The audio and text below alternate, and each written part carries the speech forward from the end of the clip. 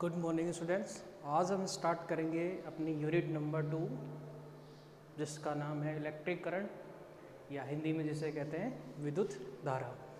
देखो, इसको थोड़ा सा आज की क्लास में हम हल्का सा बेसिक लेंगे, क्योंकि जब तक हम बेसिक पे ध्यान नहीं देंगे तो आगे प्रॉब्लम्स आएंगे ना। तो आज बेसिक स्टार्ट, जैसे विद्युत धारा पे जाने से पहले हम आवेश पे जाएंगे या जिसे कहते हैं चार्ज, और चार्ज को डिस्कस करने से पहले हम एटॉमिक स्ट्रक्चर या परमाणु संरचनाएं क्या होती है उसके बारे में थोड़ा सा डिस्कस करेंगे, उसके बाद आगे बढ़ेंगे। देखो इधर सबसे पहले हम देखेंगे परमाणु संरचना। परमाणु संरचना जिसे कहते हैं एटॉमिक स्ट्रक्चर। देखो, परमाणु संरचना ध्यान से समझना है, क्योंकि जो परमाणु है एटम है, एटम से मिलकर ही आपके मॉलिक्यूल्स का निर्माण होता है, या कह सकते हैं कि जो मॉलिक्यूल्स बनते हैं, डिफरेंट टाइप्स के एलिमेंट्स बनते हैं, या डिफरेंट मैटर बनते हैं, पदार्थ बनते हैं, एलिमेंट बनते हैं, वो सब बनते किससे हैं? उसका जो बेस होता है, बेस क्या होता है? एटम होता है। तो हमें सबसे पहले एटम के स्ट्रक्चर क्या है उसके बारे में जानना है। यदि हमें एटम के स्ट्रक्चर के बारे में पता चल गया तो हम बाकी जो बाद में इलेक्ट्रॉन, प्रोटॉन, न्यूट्रॉन्स, इन पे चार्ज क्या होता है, आवेश का क्रिएशन क्या होता है, आवेश क्या होता है, उसी आवेश से हम आगे रिप्रेजेंट करेंगे इलेक्ट्रिक करंट या विद्युत धारा क्या होती है। ध्यान देना, सबसे पहले परमाणु के बारे में जो बताने वाला साइंटिस्ट था वो था हमारा डाल्टन। सबसे पहले परमाणु के बारे में बताने वाला साइंटिस्ट कौन था? डाल्टन।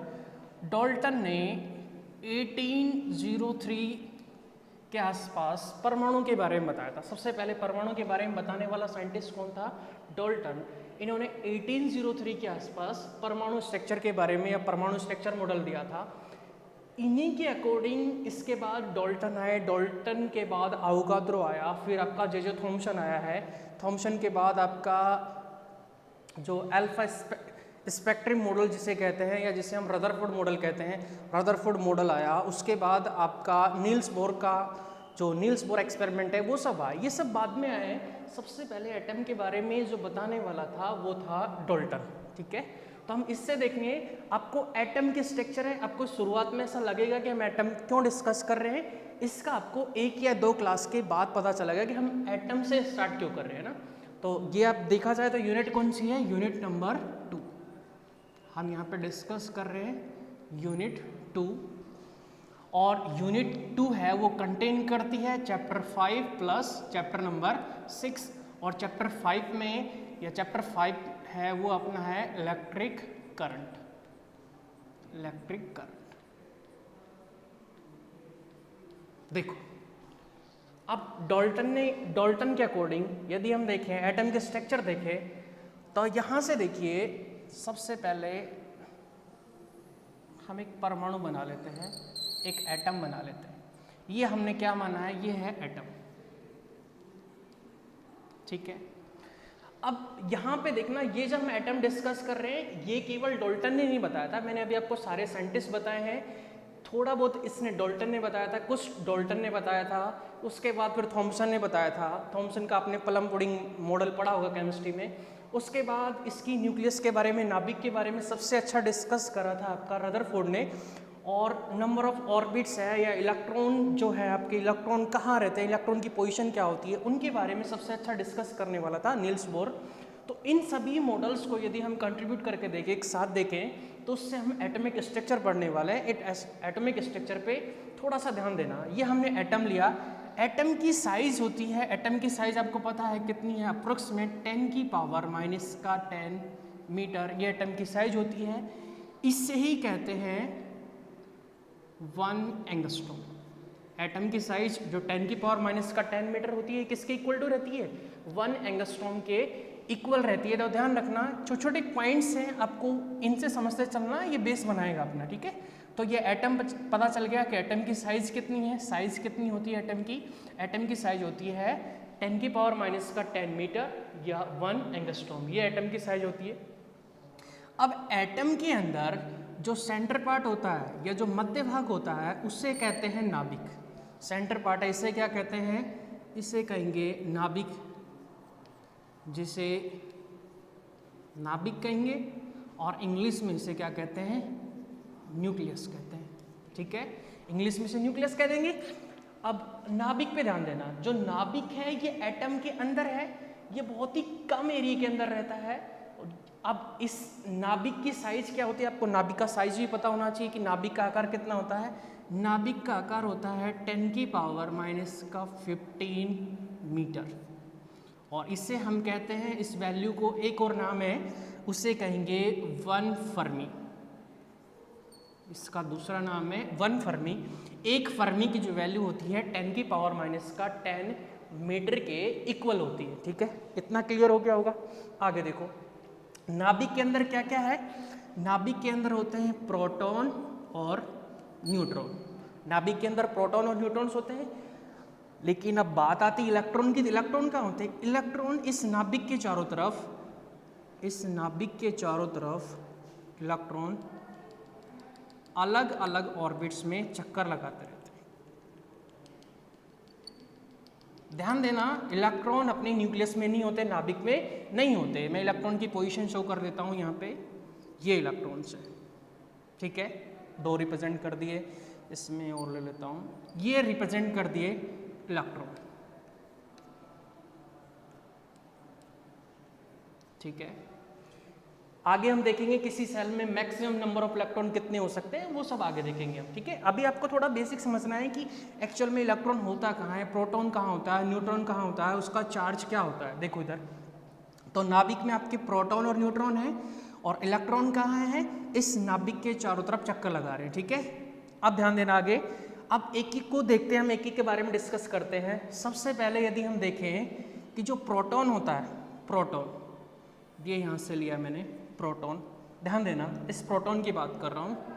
प्रोटॉन होता है, इस पर इसका जो मास होता है, यदि इसका हम मास देखें, या हिंदी में कहेंगे इसका द्रव्यमान देखें, द्रव्यमान होता है इसका 1.67 इंटू 10⁻⁻27 किलोग्राम। देखो केजी के अंदर है, ऐसा यूनिट में आप इसको ग्राम में भी कन्वर्ट कर सकते हैं ना। ठीक है, ये किसका है, प्रोटॉन का।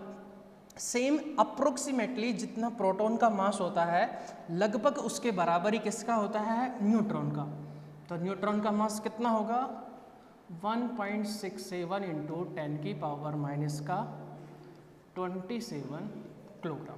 ठीक है, अब यदि इसमें जो बाहर, जो नाभिक से बाहर है अपना, वो क्या बच गया, इलेक्ट्रॉन।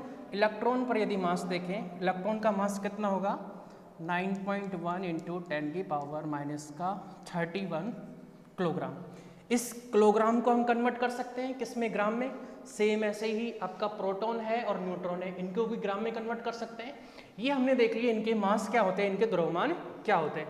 अब हम इन पे चार्ज देखेंगे, क्योंकि हमारा जो एटॉमिक स्ट्रक्चर है, परमाणु संरचना, इसी से आगे निकल के आएगा आवेश, और उसी से बनेगी विद्युत धारा। तो चार्ज की बात करें, यदि मैं इस पर चार्ज देखूं,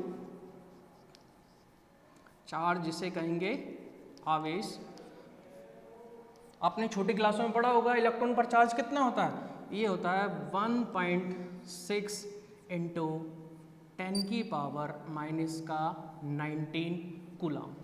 अब ये C क्या है, इसे अभी के लिए याद रखना है कि C क्या है, कूलाम, जैसे C से रिप्रेजेंट करते हैं। बाकी हम बाद में देखेंगे C कैसे आया, किसने दिया था, ये सब हम इसी चैप्टर में आगे देखेंगे। और ध्यान देना, ये इलेक्ट्रॉन है, इलेक्ट्रॉन पर जो चार्ज होता है वो कैसा होता है, नेगेटिव होता है या ऋणात्मक प्रकृति का होता है। किस पर, इलेक्ट्रॉन पर। जितना चार्ज इलेक्ट्रॉन पर होता है उतना ही चार्ज किस पर होता है, प्रोटॉन पर।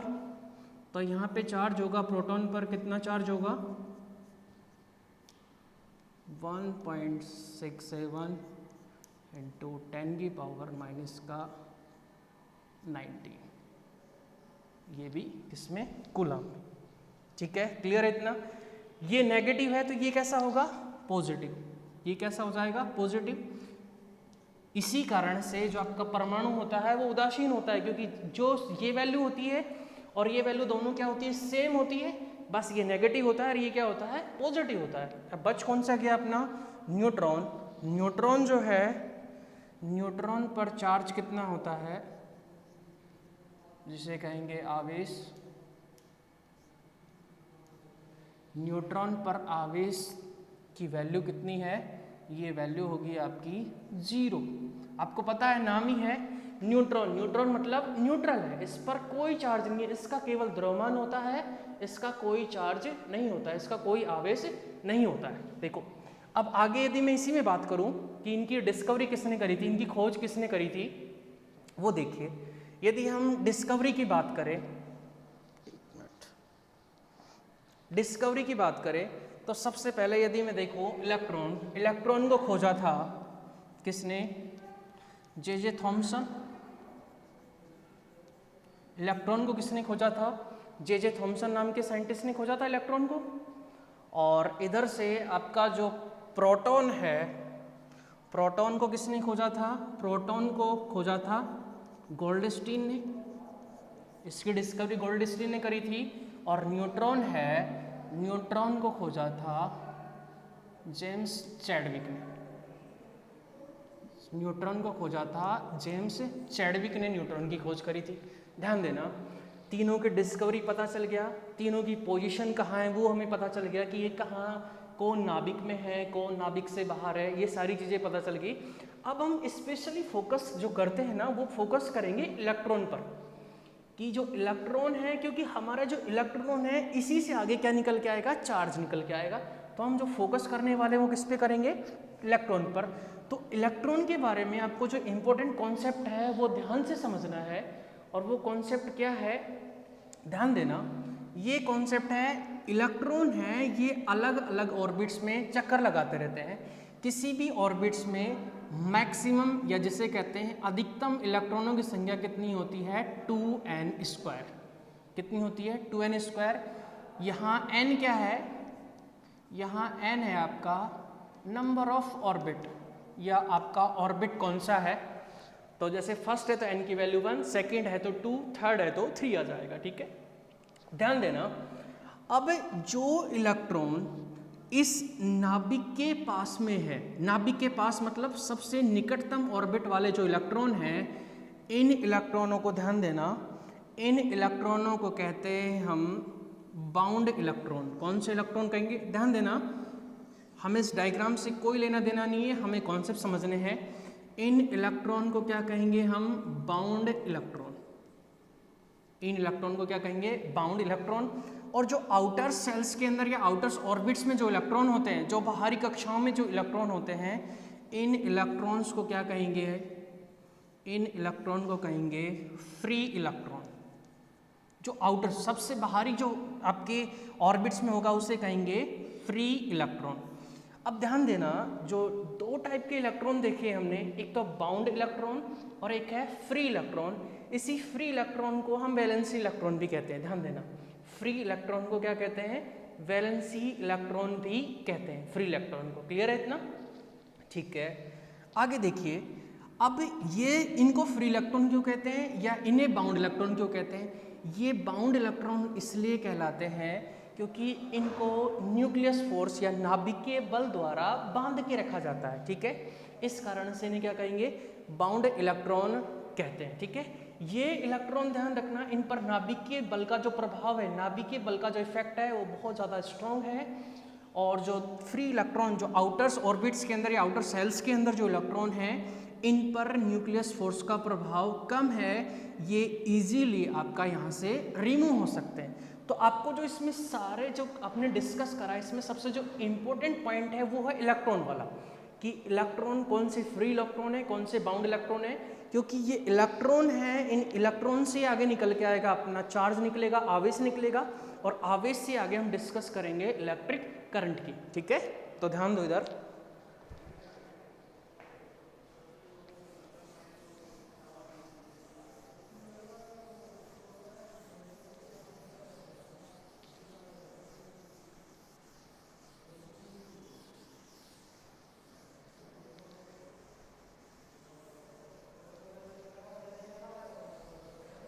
ध्यान दीजिए,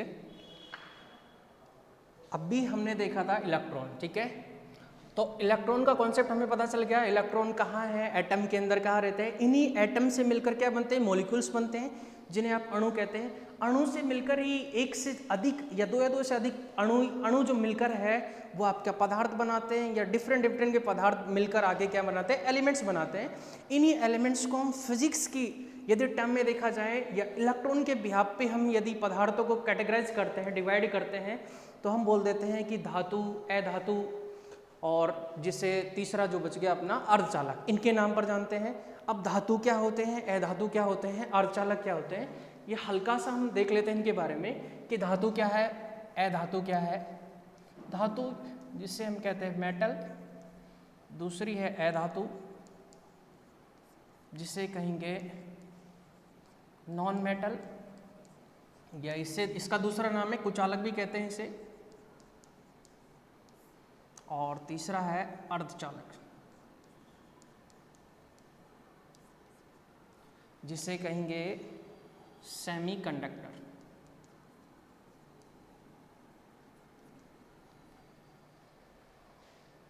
ठीक है, धातु को ही आप, कुछ धातु है, इसी को यदि दूसरे टर्म में बोलना चाहो तो हम इसे दूसरा नाम भी दे सकते हैं, इसे चालक भी कह सकते हैं। ध्यान देखना, कुछ एक आपकी धातु है जो इलेक्ट्रॉन के बिहाफ पे यदि आते हैं तो इसे धातु ना बोलकर यदि आप इसे चालक कहते हो तो ज़्यादा बेटर रहेगा। ठीक है, इसे कुचालक, जैसे अधातु का हमने क्या कह दिया, कुचालक, क्योंकि कुछ धातु है जो आपका चालक नहीं होता, वो अच्छे चालक नहीं है। ऐसे ही कुछ अधातु है जो कुछ अधातु है जिनमें प्रॉपर्टीज होती है कि वो धारा का चालन कर सकते हैं या उनमें इलेक्ट्रिक करंट है वो इजीली फ्लो हो सकता है। ध्यान देना, तो इसको चालक, यदि आप चालक लिखते हो तो वो ज़्यादा बेटर रहेगा। इसको क्या बोलो, कुचालक बोलो, इसको बोलो अर्धचालक।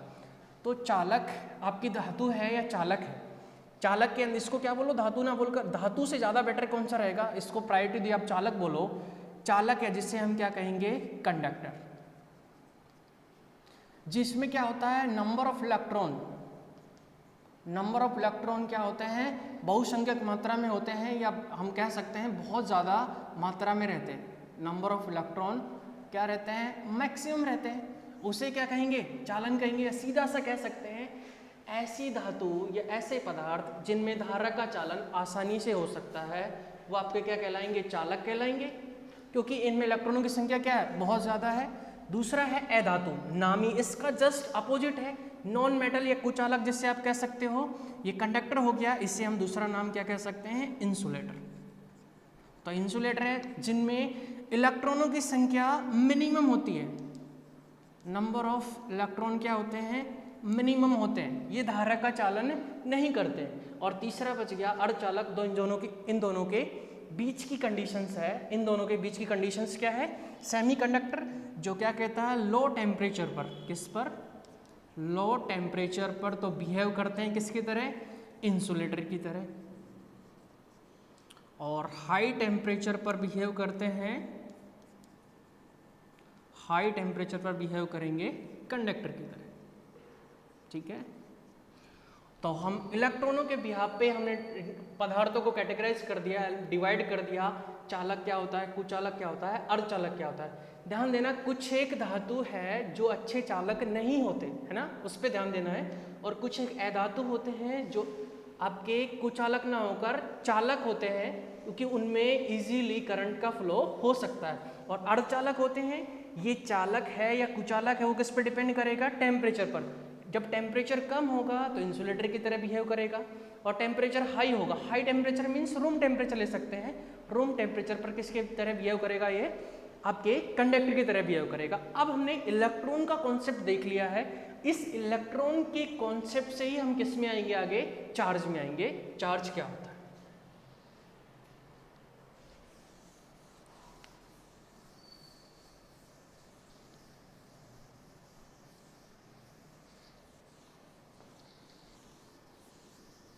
इलेक्ट्रॉन का कॉन्सेप्ट समझ में आ गया होगा।